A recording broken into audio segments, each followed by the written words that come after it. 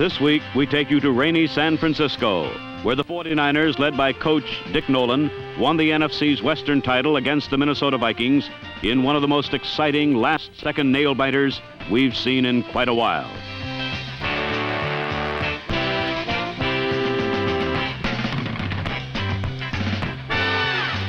San Francisco's victorious rally gave them their third straight Western Division title, but as fine a football game as this was, we'd be remiss if we didn't at least briefly turn our attention to another game played last Saturday. It wasn't exciting, but it was monumental, for the Miami Dolphins became the first NFL team ever to have a 14-game perfect season. And so we briefly changed the scene from rainy San Francisco to glamorous Miami. However, Shula's Dolphins weren't the only story in this game, for late in the second half, with the issues still in doubt, number 19, Johnny Unitas, entered the game as a replacement for injured Marty Domris. The appearance was definitely his last as a Colt, and perhaps the last of his entire 17-year career.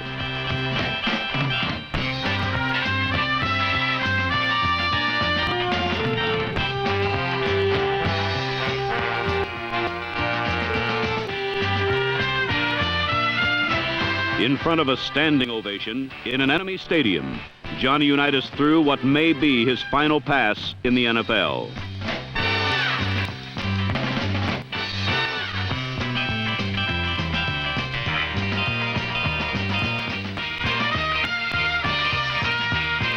While one legend was fading for Baltimore, newer heroes were starring for the Dolphins. Tiny Garo Yepremian kicked field goals of 35, 40, and 50 yards for 9 points, while old-timer Earl Morrall, having his greatest year, threw a touchdown to Paul Warfield, who was back making miracles again after missing several games with an injury. Warfield's touchdown and the 3 field goals gave Miami 16 points, more than enough, for the Colts got none. The Orange Bowl crowd of over 80,000 had even more to cheer about, as Earl Morrall was replaced late in the game by All-Pro and last year's most valuable player, Bob Greasy, who made his first appearance since the 5th game of the season. With their star quarterback in good health, Miami will be further strengthened for what they call the money season, the 3 games that constitute postseason play. But the drama that really captured the attention of the fans concerned number 22, Mercury Morris, who was attempting to reach the 1,000-yard plateau. If he had made it, he would have joined Larry Zonka and given Miami the first set of backs ever to do it on one team. Sliding his way across the puddle-pocked potty turf of the Orange Bowl, Mercury gave it a valiant effort under poor conditions.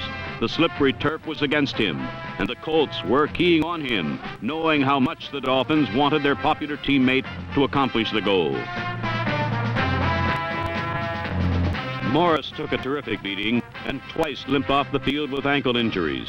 This great human interest story, which began after last year's Super Bowl when Morris complained about not playing enough, seemed about to end.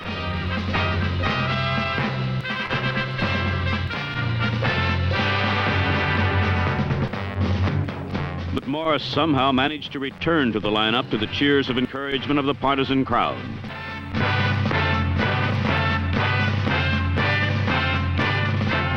The second injury brought him up 9 yards short of the 1,000 yards he so badly wanted. That personal failure was the only one for the Dolphins, who shut out Baltimore 16-0, brought their record to a perfect 14-0, and in the process set a new league rushing record for yards gained by one team.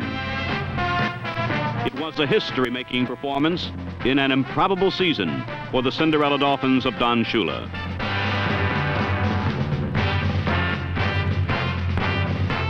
Amid the tumult of triumph in Miami, on the other side of the stadium, a lone figure walked unattended but not unnoticed. A brief wave of the hand signaled what may be the end of a legend. Back in San Francisco, a budding star from another generation had been carving a niche for himself.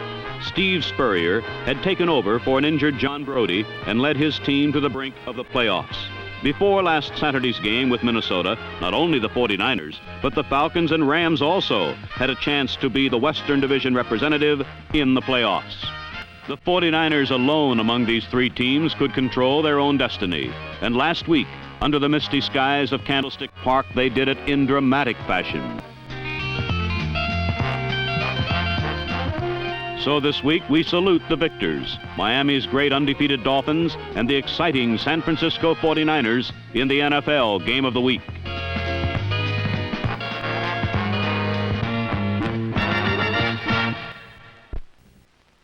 The very first play from scrimmage served notice of what kind of day it was to be for Steve Spurrier and the 49ers.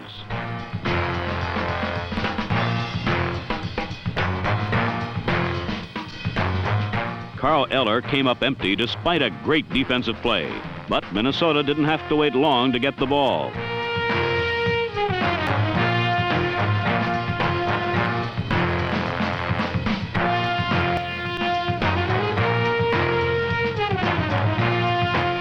Vic Washington's fumble was recovered by Jeff Seaman. Luckily for San Francisco, this turnover didn't hurt, as Minnesota's Fred Cox soon missed a field goal attempt from the 33.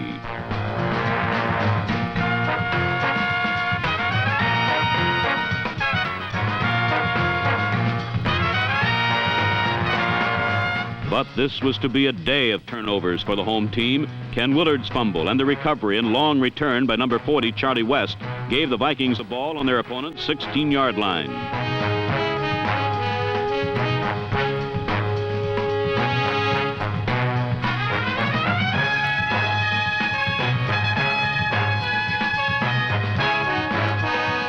Three plays later, Fran Tarkenton speared Ed Marinaro over the middle, and the rookie running back took it in for his first touchdown as a pro. Minnesota 7, San Francisco nothing.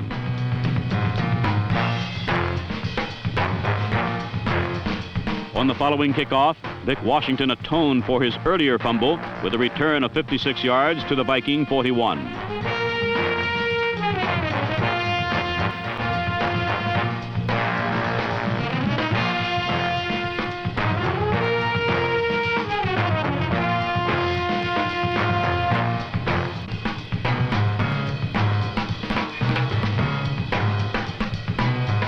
But the aging Purple Gang rose up to stop any further advance by San Francisco.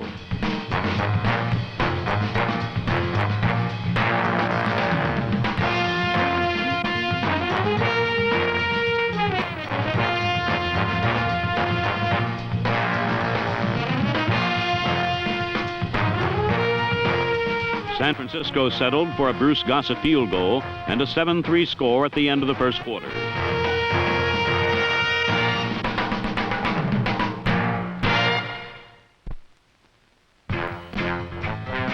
At the start of the second quarter, Minnesota got a great run back of its own when Clint Jones burned 48 yards.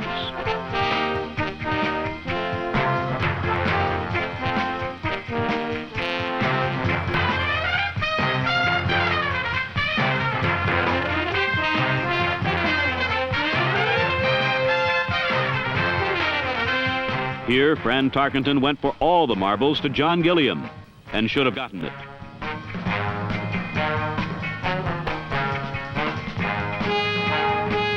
So Tarkenton went the other way to John Henderson, but a great defensive play by number 38, Mike Simpson, saved a touchdown for San Francisco.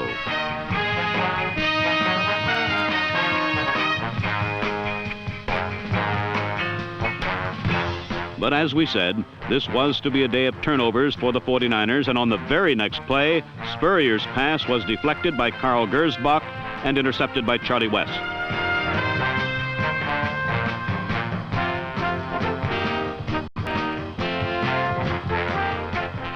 No score resulted from that turnover, but late in the quarter, still another turnover squelched the boys from the Bay again.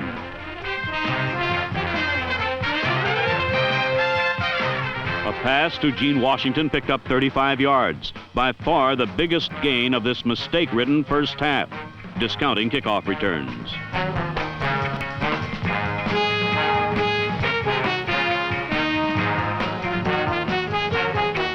Then, with excellent field position for the first time today, Spurrier passed right into the hands of Paul Krause on the 17-yard line.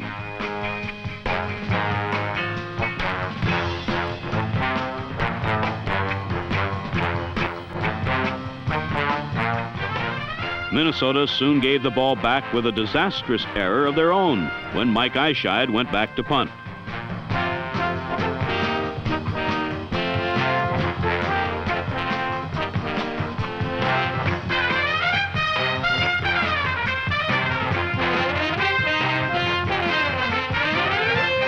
This Minnesota mistake on the 25 led to Bruce Gossett's second field goal of the first half and San Francisco's 6th point.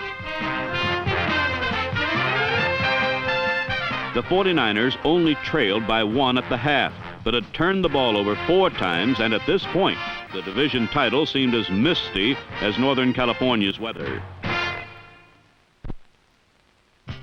At the start of the second half, the 49ers were still cautious of Clint Jones' return threat, but Gossett's squib to Bill Brown was returned to good field position on the Viking 36. After reaching midfield, Tarkenton faced a third down, and by out-scrambling Dave Wilcox, number 64, he got the first down.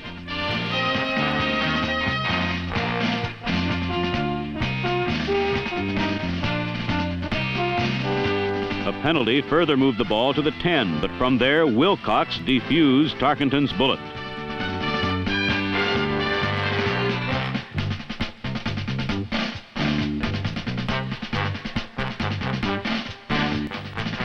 It was the third time Minnesota had been in close, yet came away with no points, and these failures were keeping the 49ers in the game. On Minnesota's next possession, they would get close again, as a good play fake and a perfect pass freed Brown for 31 yards. But after another pass gained 9 3/4 yards, the 49ers stiffened. Brown lost 4 on a run, then Tarkenton lost 14 more.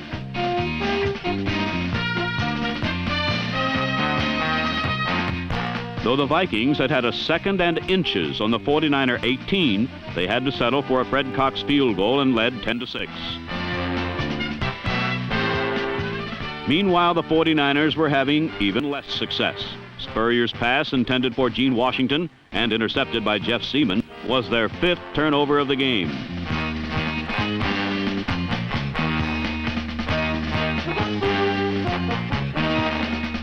On the 49ers sideline, there were rumblings of Brody.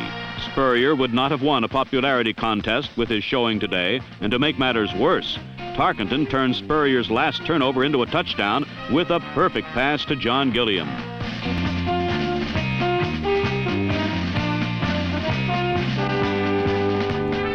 Gilliam had dropped this same pass earlier in the game, but he held on this time, and with 2 minutes left in the third quarter, Minnesota led by 11.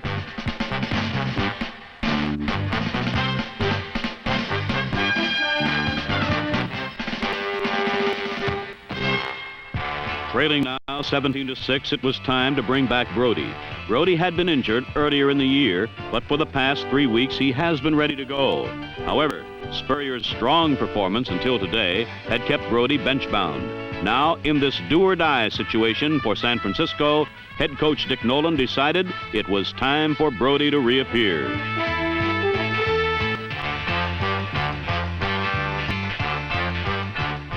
On the last play of the third quarter, Brody began to move the 49ers.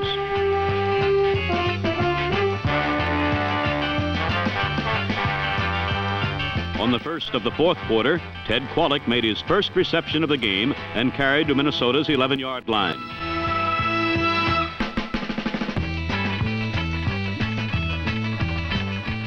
On first down, Brody hit John Eisenbarger on a play designed for Eisenbarger to then pass downfield. But forced to make a leaping catch, he had to run. On second down, Jim Marshall's great play on Vic Washington cost the 49ers 5 yards.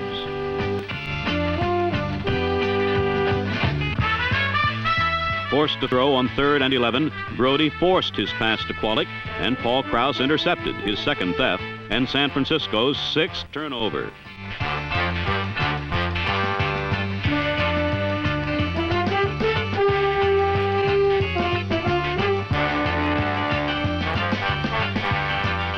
Brody's bold thrust perhaps breathed life back into the 49ers, and they stopped the Vikings to give Brody another shot.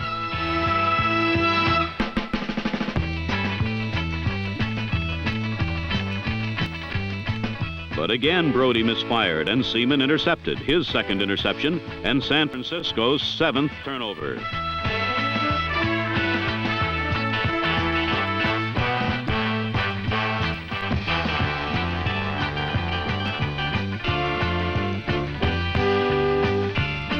Now, smelling victory, the Vikings tried the old Tarkenton to Marinaro to Gilliam to Tarkenton to Marinaro play, but it failed to gain.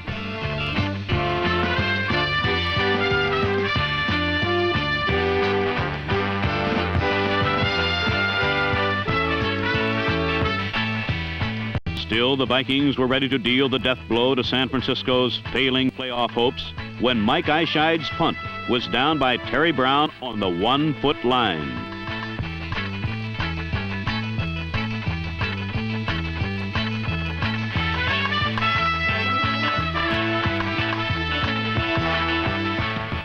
With 9 minutes left, the 49ers were 99 2/3 yards away and still trailing by 11. Brody's only choice was to throw, and a pressure pass to Eisenbarger got some operating room.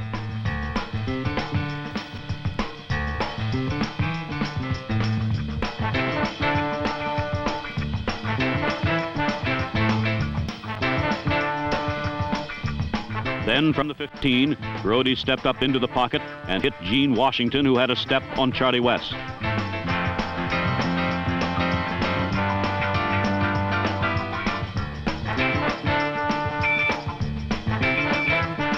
The play gained 53 yards, and 3 plays later, Washington outfought Bob Bryant for the touchdown.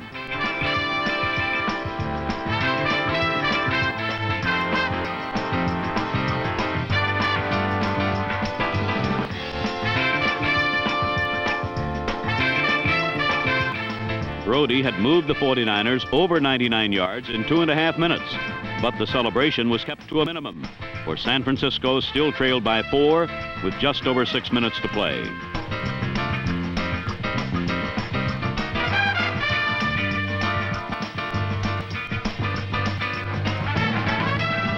The offensive adrenaline splashed onto the 49er defense, and they sacked Tarkenton for the 4th time in the game.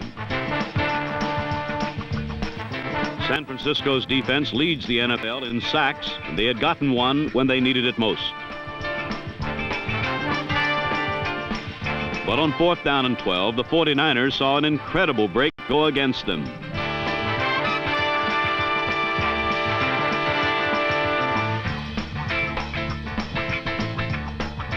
On the punt play, San Francisco was called for holding, bringing an automatic first down for Minnesota.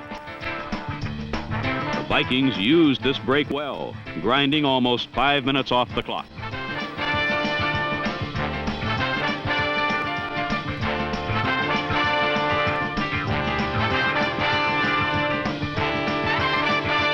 When the 49ers offense finally got the ball, only 90 seconds remained, and they were 66 yards away, needing a touchdown, as a field goal would leave them 1 point shy of the playoffs. The 49ers got a break when Seaman interfered with Ted Qualick to move the ball to the Viking 26.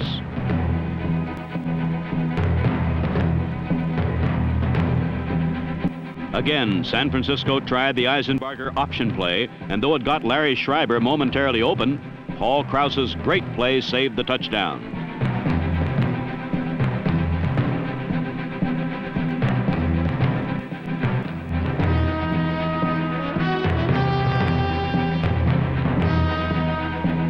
On 3rd down, Brody hit Vic Washington, who carried to the 3, but the 49ers had no timeouts left, so with 40 seconds left, Brody would have to pass San Francisco into the playoffs.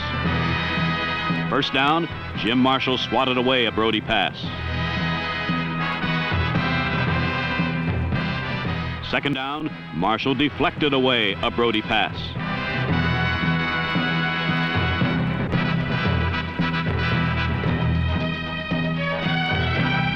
Third down and 30 seconds away from elimination, Brody rolled out and directed traffic.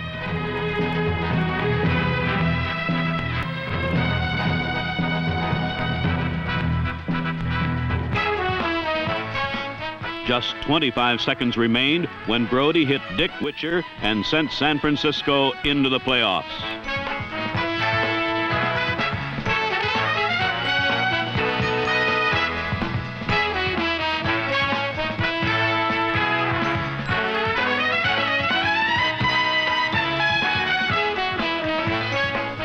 Minnesota would get the ball once more, but they could not score. John Brody had risen from the depths of the bench to lead San Francisco into the playoffs for the third straight season. It was a remarkable turnaround for Brody. At 37, he does not have many seasons left. And with 27-year-old Steve Spurrier playing so well, this indeed could have been Brody's last year. But with an entire season riding on the 49ers' last possession of the year, John Brody had saved it.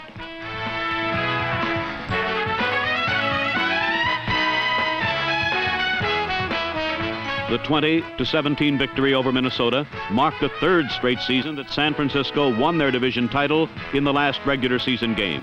They have yet to advance to the Super Bowl, but riding a reborn John Brody, they may make it yet.